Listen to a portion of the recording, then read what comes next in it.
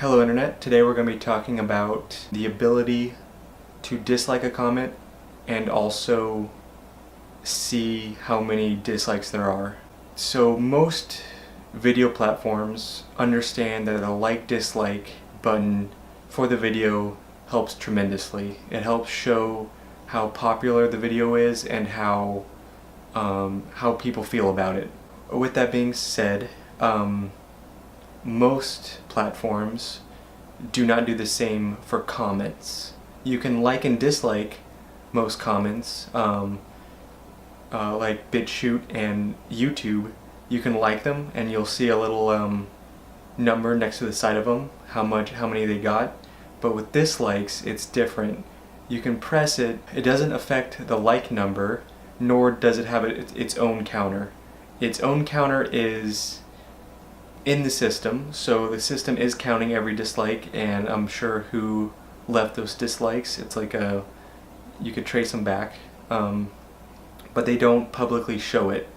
I would like to argue that dislikes are just as important as likes on a channel, because they allow people to politely disagree, and in doing so can show others that there is a fallacy. Dislikes can show healthy criticism to a comment, like disliking a video can also do.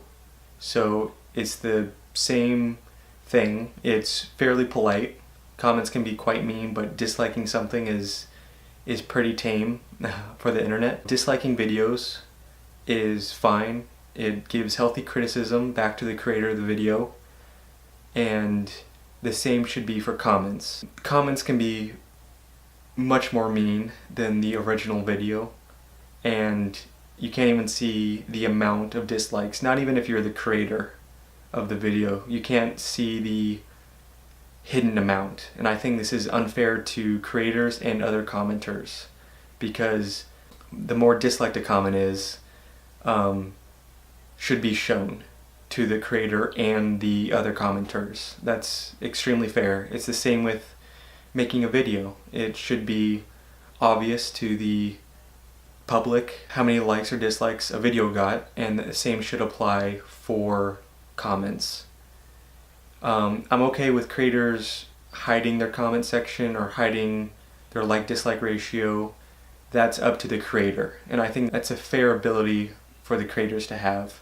Maybe it would be up to the creator, like their dislike ratio bar on their video. They can also hide all or none of the comments. They can't just cherry pick, like only show likes on a video or only show dislikes. I don't know why anyone would do the second one, but only showing one is unfair, because it gives a very warped perspective of what it is. Because if a video has 10 likes, it could also have 100 dislikes, and it's unfair just to hide the dislikes, so that way people think everybody likes the video because they don't know the ratio. And it could go the other way. It could be 10 likes and 1 dislike, and if you hide that 1 dislike, for all you know, it could be 100. It's unfair to the viewer, and I think the same applies to comments. If the creator could just hide the dislikes on a video, they would. So it would show up really bad ratios. So like if the video only had 10 likes and they had 100 dislikes, they could just hide the dislikes, and it would make it seem like the video was much more popular than it was, or much more liked. And the same goes for comments, but it's a default. In all of YouTube and BitChute, they have the same system where they only show likes and they don't show any dislikes. When you dislike a video or a comment, it doesn't affect the like amount, and it doesn't have its own counter showing. So all viewers and commenters don't know how many dislikes their comments got or other commentators got. They only know how many likes a certain comment got. And this is really unfair, because you can't tell how popular comment is just based on likes, because one might have 10 likes and the other one might have 100, but the 10 liked one might have 1 dislike, where the 100 one has 10,000 dislikes. So it's very unfair to the viewers. And I wish YouTube, BitChute, and any other video website that uses the same system should correct it by showing a counter number visible to all. I'm okay with it being toggled on and off by the creator, but it goes for all comments. They can't just toggle certain ones, just like they can't toggle their dislike bar on their videos while keeping how many likes they had. They have to toggle either the like-dislike counter off for both, or not even show the dislike buttons at all, or have the comment section on or off. You can't just have the comment section on for only a couple of commenters. It's really cherry picky, and it doesn't give a accurate representation of what the general public has to say or like, dislike about the video. Same should go for the comments.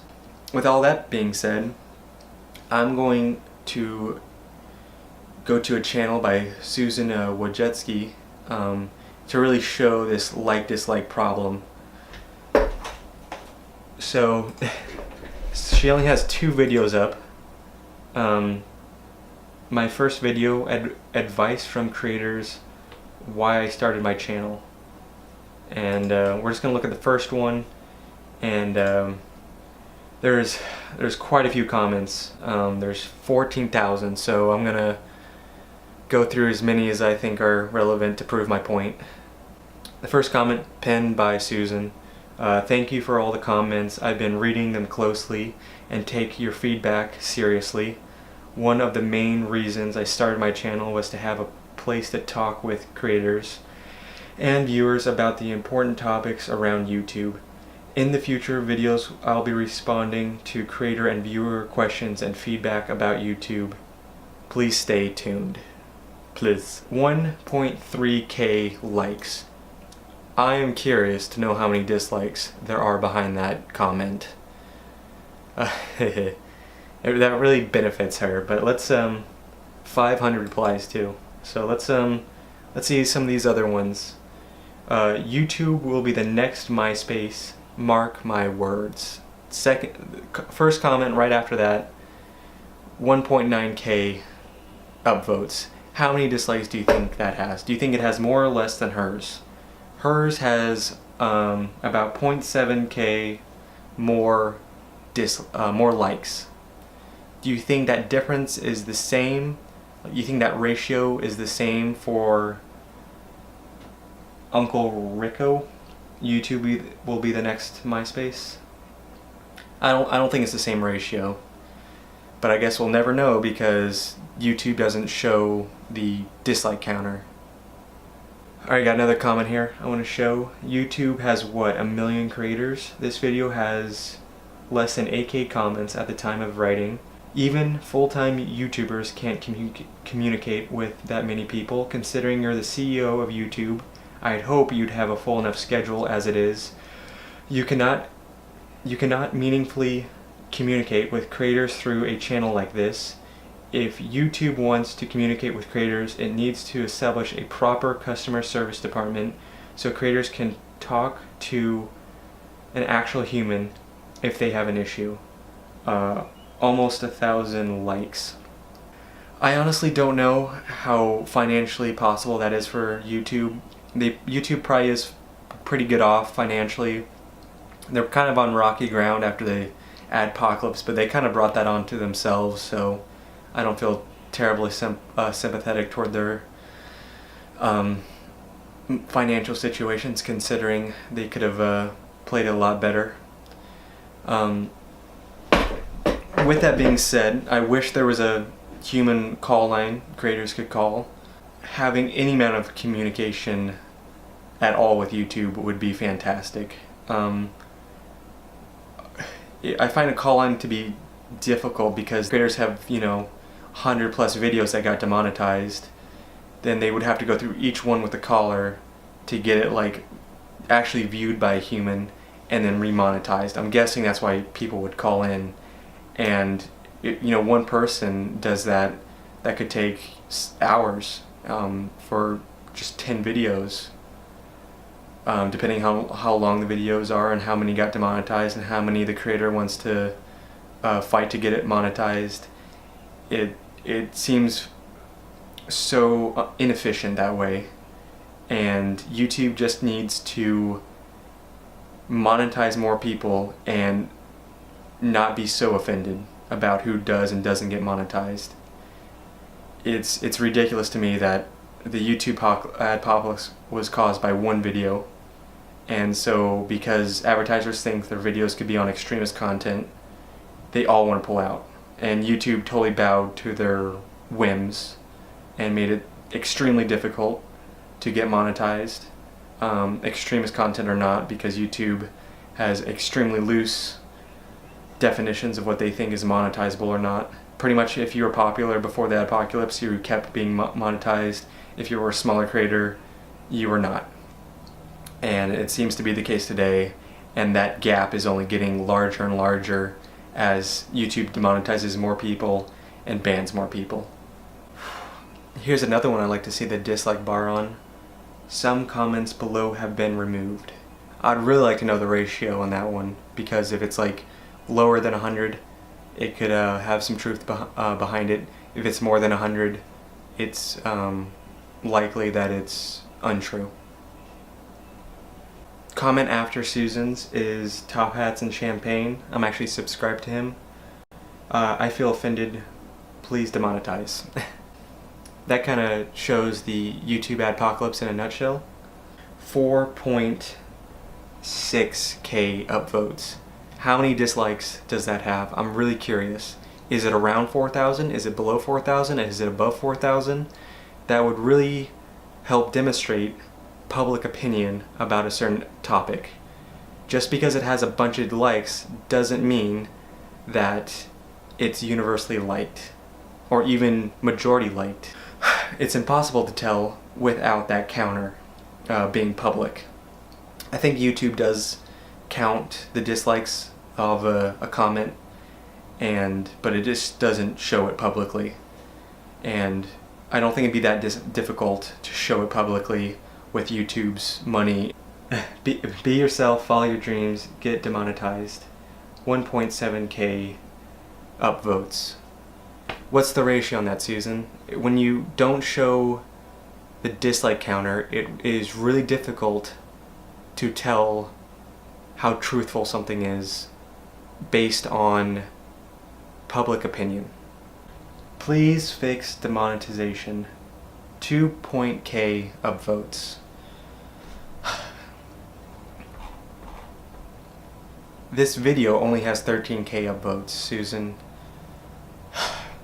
On a side note, listen to your subscribers, especially about YouTube. Okay, second, put in a dislike counter for the dislikes on comments like you do on videos. Have them be able to be turned on and off like the like-dislike ratio on videos. I think that's fair, but it's really misleading just showing the likes and not the dislikes. It's like Facebook. Dislikes help people grow and see how their content is taken by the majority of people. So in short, Susan should look at her like to dislike ratio, maybe rethink the majority of her decisions on YouTube, especially about demonetization and the adpocalypse. YouTube still hasn't done anything about that, not healthily at least. Their only solution is to ban and demonetize people and pretend like the problem doesn't even exist. In fact, it's having the opposite effect. Creators are leaving. YouTube is slowing down as far as how many creators go to the website, how much content is uploaded. It's still growing, but it's slowing down. It's going to continue to do that, and eventually one day it'll reverse when it reaches a critical point of the majority of YouTubers being affected by this. I think they already are, but some of them are making so much money that it doesn't affect it as much as it should. YouTube's living in a bubble, and one day it'll pop if it continues to have these actions, and I vote BitChute is the next one. However, I'm open to any other platform other than YouTube to help creators of all shades of the opinion rainbow and to find better monetization over greener pastures. BitChute is, I would say, a second a very, very distant second, and it's going against other platforms. VidMe was one, Minds, Gab, WeTube, I just heard about it. I highly suggest, if you're a YouTuber, to make a BitChute account. Every time you upload to YouTube, it'll upload on BitChute. It's very handy. With YouTube being in the position it is, it hasn't banned enough creators to where a second place has gotten strong enough, because the more YouTubers YouTube bans, more video creators they ban, they create more employees looking to post their videos elsewhere, and that will grow other companies. But until that happens, upload on YouTube and other websites. I don't know which ones are going to be big or not big when it comes to popularity and site and growth and views and the best way to make money making videos. But I'll let you know as soon as I do. You made it to the end of the video. I have a couple things to say before we part ways. Feel free to edit my videos any way you want. Preferably link them back to the original video. If you can afford it, I'm on Patreon. Check out my Twitter, Instagram, and other channels. My grandma helped finance the Canon 80D I'm using, and all other equipment I used will be linked in the description, along with all other relevant links. Have hope that the future will be brighter. And it seems to be the case today, and that gap is only getting larger and larger. Friday. One of the biggest and latest updates to this story is that there may be another massive eruption right around the corner. According to the Hawaiian Volcano Observatory, there has been a withdrawal of lava from the Kilauea Summit Lake, which may mean that there is an explosive eruption around the corner. The warning saying this could generate dangerous debris very near the crater and ash falls up to tens of miles